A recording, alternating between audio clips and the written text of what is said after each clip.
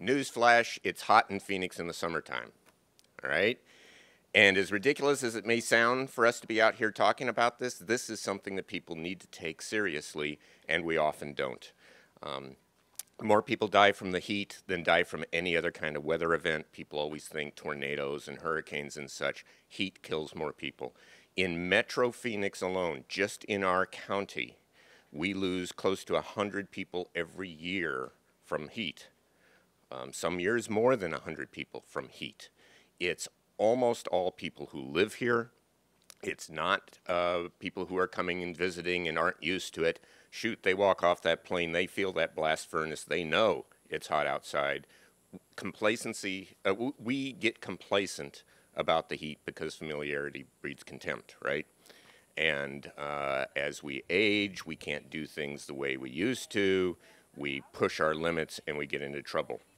The main message here is common sense. Can you be outside in the daytime in Phoenix? Of course you can. Look where we're all standing right now.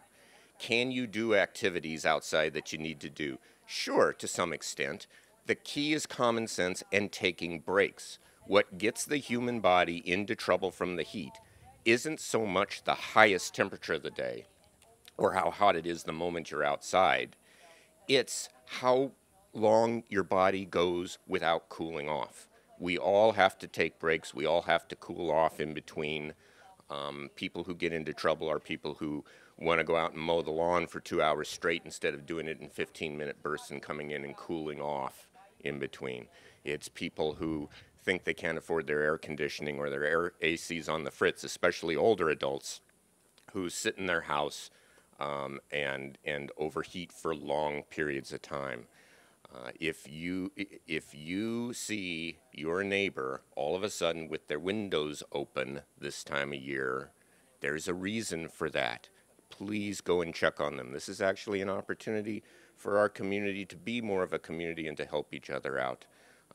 So please be a good neighbor, and please use some common sense. If you feel yourself overheating, getting tired, getting crampy, feeling nauseated, maybe a headache, that kind of thing, it is time to get in and cool off fast before you get into trouble, before these guys need to come pick you up. The Arizona Humane Society's emergency animal medical technicians respond to 21,000 calls for help each year. Oftentimes, we are out with Phoenix Fire Department. As you can imagine, in the summer months, those calls skyrocket.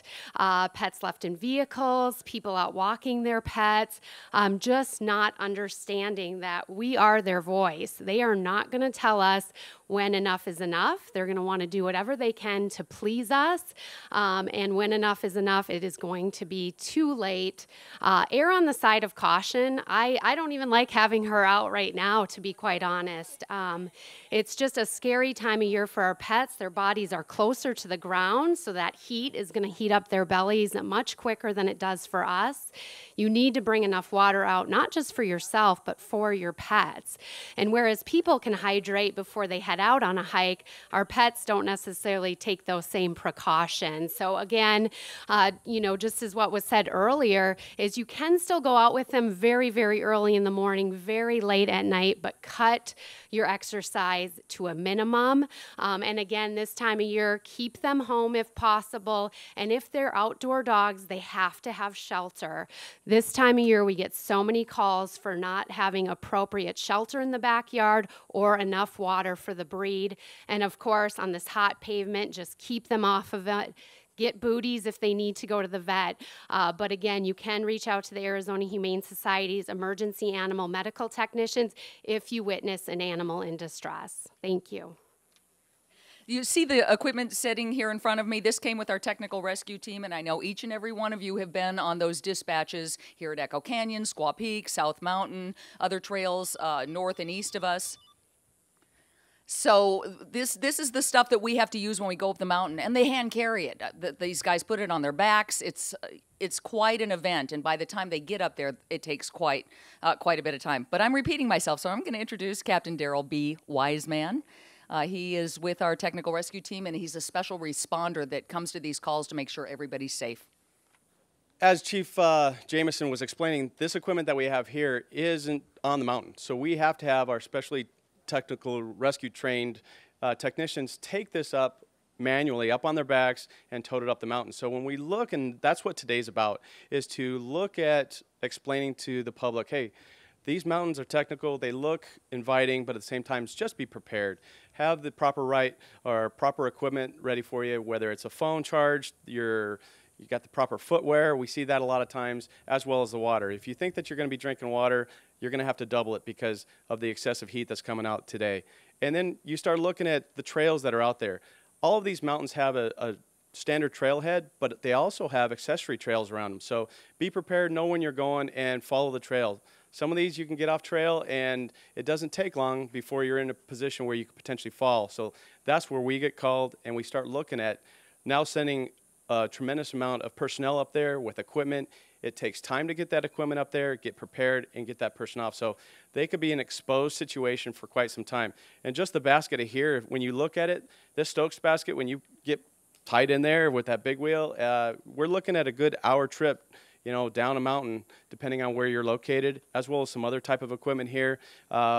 If the person is in a position where they're extremely hurt or extremely succumb to a medical incident because of the heat, we might have to use our partners with the police unit from the air unit that we've been partnered with them and trained for many years, and we can hoist them out of there. But we're looking at, again, excessive personnel, we're looking at time, and that's what today is. Just try to prevent that and make sure that people are ready for it when they come out here.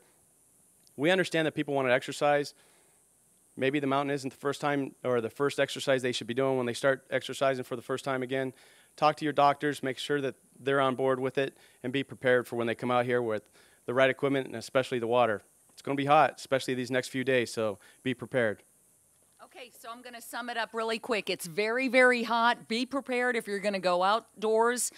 Drink water, pre-hydrate, know your limits. Let somebody know where you're going, when you're going to be back. Take a cell phone with you, and if possible, bring a buddy. Don't take these mountain parks lightly. They kill people. It's not uncommon, so that's our message today.